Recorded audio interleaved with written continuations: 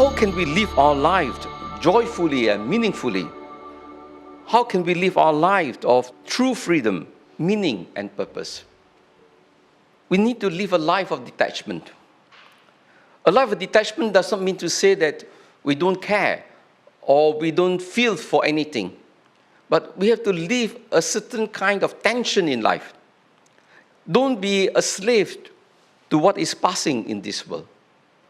Whatever we have in this world, yes, make full use of it, enjoy the relationships that you have while this relationship is still strong. When people are alive, when relationships are there, we should cherish the relationship. And don't wait until when the relationship is over, then you begin to regret that I didn't really spend enough time with my children or with my spouse. And it is true. Whatever we have in life, the work that we are doing, when it is given to us at the opportunity, the timing is there, we just make the full use of it.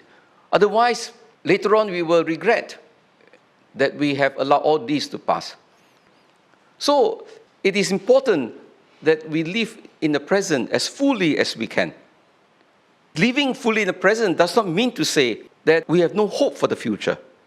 In fact, if we live fully in the present, it is because also we have a vision of a greater hope in store for us. And I think the danger for most people in today's world is that they're neither living in the present, they're neither living for the future. And I think it's simply because this loss of the presence of the sacred. The world has become so materialistic. And because of technology, because of education, people no longer believe in God or believe in the next life for that matter. And so for them, this is the only kind of life that we have.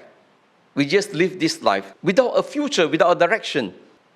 So they fall into individualism, materialism, living just for this world.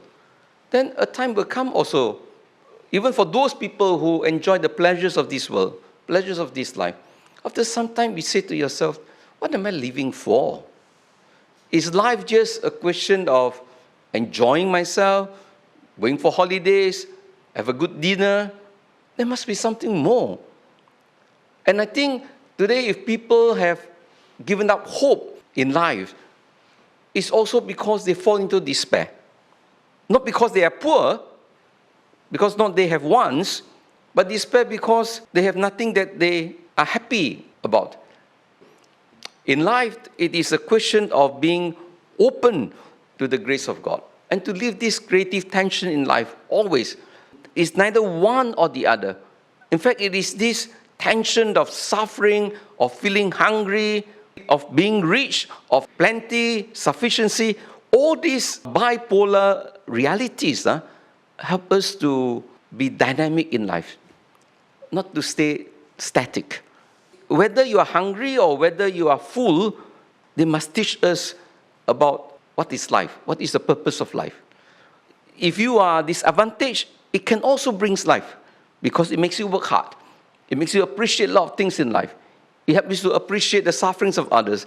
It helps you to appreciate the sacrifices that others have made on your account. But if you are rich, you can also find life.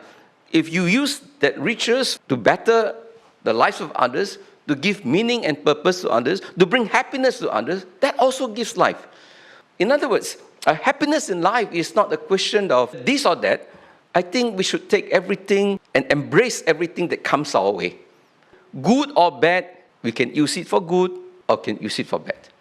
So it's not a matter of what are the crosses we carry or how successful we are, because everything has advantage and a disadvantage. If you are rich, you will also suffer. But if you are poor, you will also suffer. But it's how we suffer. It is how we manage all these realities of life and make the most of it. And this is where I think this docility to the will of God is, again, very important to find happiness in life. Let us dance with the Lord. Huh? When there is rain, we go dancing also. Huh? No rain also, we can dance. We don't have to wait for the rain to stop to dance. But if we are dancing with the Lord all the time, then I suppose life will have its meaning. And we live all these things in view, precisely, of the greater life that is ahead of us, that there is this eternal life waiting for us all, if and when we live this life to the fullest.